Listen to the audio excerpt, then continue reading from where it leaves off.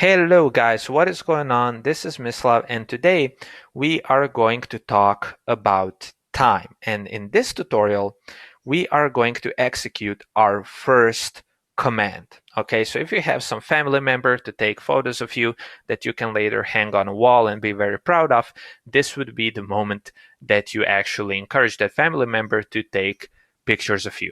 Okay, but let's talk about time. The first time-related command that I want to cover is called date. Now, if you press date, that is, if you type in date and then you press enter, you get the current date. If you want to see the calendar of the current month, you just type in cal, press enter, and then you can see the calendar of the current month.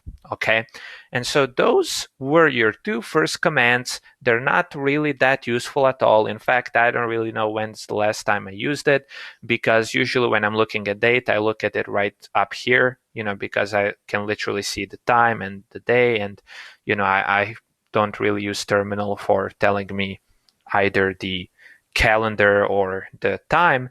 However, they may be useful if, for example, you decide to freeze yourself for the next 150 years, and then you wake up and you find a computer with Linux and you're like, I'm not sure what time is it, and then you type in date and cal and you find out what year you are in, what's the current time, etc.